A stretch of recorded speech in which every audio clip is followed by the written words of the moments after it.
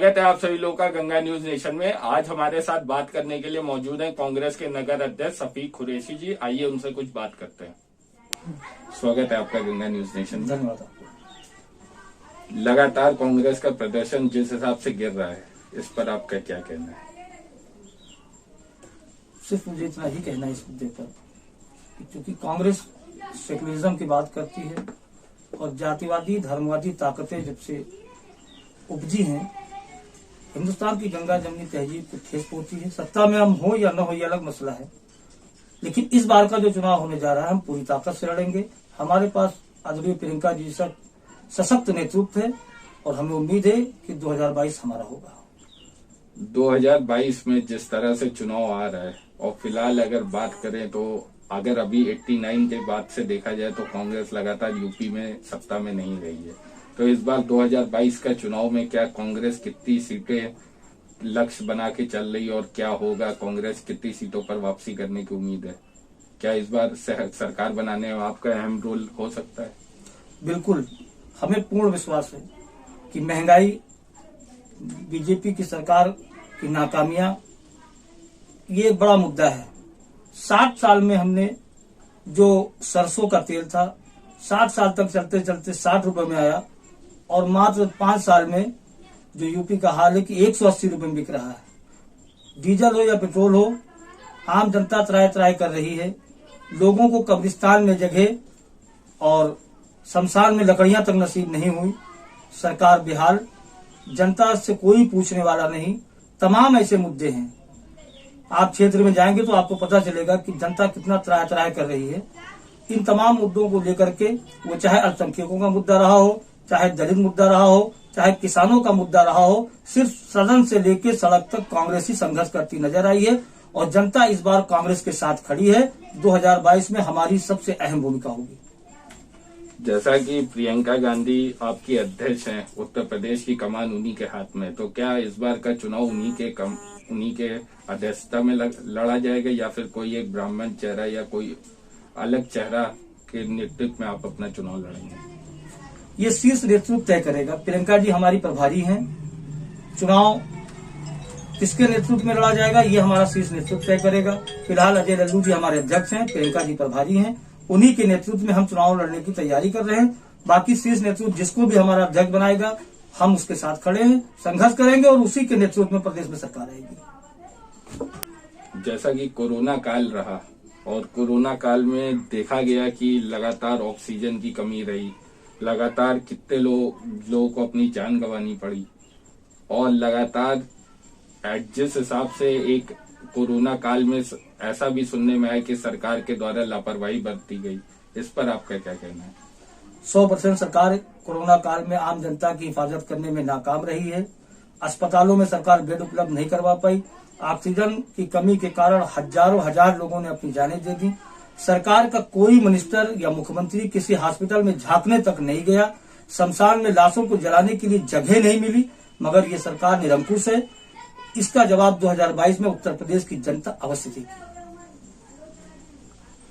2022 की अगर बात करें तो 2022 से अगर हम पहले चले, 2014 के बाद से केंद्र से भी आपकी सरकार नहीं है और अगर पूरे राज्यों में देखा जाए तो गिने चुने राज्य में अब आपकी सरकार बची है।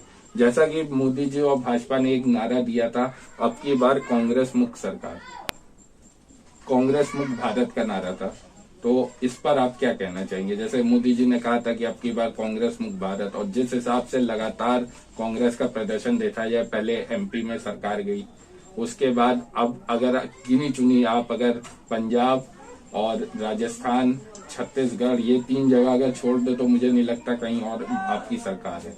इस पर आप क्या कहना चाहेंगे? देखिए, बीजेपी सरकार का एक काम है लोकतांत्रिक ढंग से चुनी हुई सरकारों को गिराना। वो चाहे एमपी रहा हो, चाहे मेघालय रहा हो, चाहे गोवा रहा हो। हमारी सरकारें जहां भी हैं हम अच्छा प्रदर्शन कर रहे हैं। जनता हमें सहयोग दे रही है, जनता के साथ हम खड़े हैं। हो सकता है भविष्य में कुछ कमियों के कारण, मैं तो ये मानता हूं कि लोगों को अच्छे दिन के वादे के कारण नरेंद्र मोदी जी आए, लेकिन अच्छे दिन नहीं है। अब तो जनता एक ही सवाल करती कि भाई हमारे पुराने दिन वापस कर दो, हमें इन अच्छे दिनों की जरूरत नहीं है। तो जनता फिर पुराने दिनों में लौटेगी। कांग्रेस चाहे जो भी मुद्दा रहा हो जनता के साथ खड़ी रही है।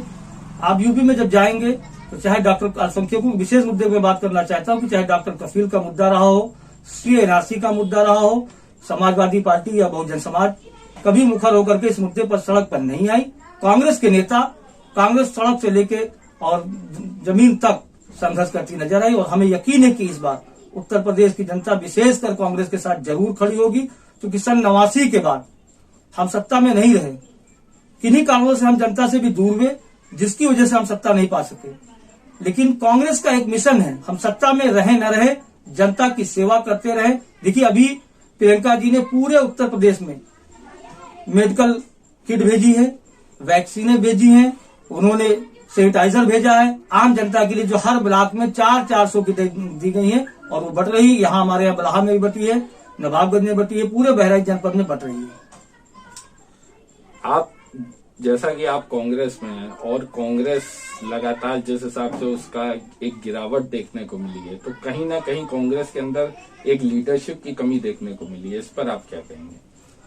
प्रियंका जी के नेतृत्व में हमारे पास बेहतर लीडरशिप है। आदरणीय राहुल जी हमारे नेता हैं और पूरे देश का नेतृत्व कर रहे हैं। राजनीति में उतार चढ़ाव लगा रहता है, पर ये नहीं है कि हमारे पास नेतृत्व नहीं है। हमारे पास जितना साफ स्वच्छ नेतृत्व है शायद किसी के पास नहीं है। हमारे पास बेदाग नेतृत्व है और हमें यकीन है कि अपने इस नेतृत्व के साथ हम दोबारा सत्तासीन होंगे। लगातार भाजपा कांग्रेस पे आरोप लगाती रहती है कि कांग्रेस का तो अध्यक्ष उनके घर का ही होगा, जैसा कि पहले सोनिया गांधी, उसके बाद राहुल गांधी, फिर अब शायद प्रियंका गांधी हो या गांधी परिवार का ही कोई अध्यक्ष हो। ये लगातार भाजपा आरोप लगाती रहती है, तो इस पर आप क्या कहना चाहेंगे? क्या इस बार जनता को गांधी परिवार के बाहर का अध्यक्ष देखने को मिलेगा कांग्रेस में? जहां तक गांधी परिवार की बात है, गांधी परिवार ने इस देश के लिए कुर्बानी दी है। चाहे स्वर्गीय इंदिरा गांधी जी रही हो, उन्होंने भारत की एकता और अखंडता के लिए अपने सीना छलनी करवा लिया। चाहे आदरणीय राजीव गांधी जी रहे हों, उन्होंने इस देश के लिए अपनी आहुति दे दी। आदरणीय सोनिया गांधी जी ने प्रधानमंत्री की कुर्सी ठुकरा करके लिए इस देश के लिए कुर्बानी दी है।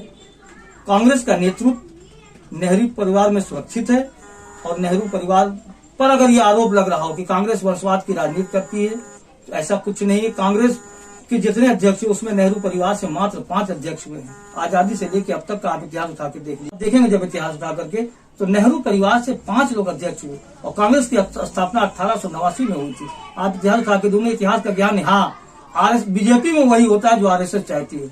हमारे यहाँ नॉमिनेट अध्यक्ष नहीं होता कि RSS जिसको कह देगी वो अध्यक्ष होगा। हमारे यहाँ का अध्यक्ष होता है लोकतांत्रिक व्यवस्था से। हम सब का विश्वास नेहरू परिवार में है, इसलिए नेहरू परिवार का अध्यक्ष।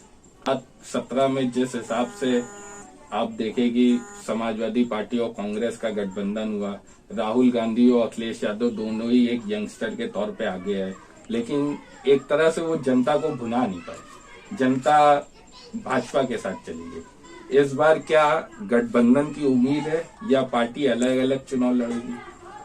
फिलहाल जो नेतृत्व का आदेश आ रहा है उसमें ये कि हम अकेले चुनाव लड़ेंगे, किसी तरह का कोई गठबंधन नहीं होगा। कांग्रेस 403 सीटों पर पूरी ताकत के साथ लड़ेगी और पूरा प्रयास होगा पार्टी का कि पार्टी इस बार सत्ता में है। तो ये थे हमारे साथ नगर अध्यक्ष कांग्रेस के, जिन्होंने बताया कि 2022 में कांग्रेस एक बार अच्छी वापसी करेगी और एक बार पुनः सरकार बनाने की कोशिश करेगी। कैमरामैन सरफराज के साथ शुभम तिवारी, गंगा न्यूज नेशन।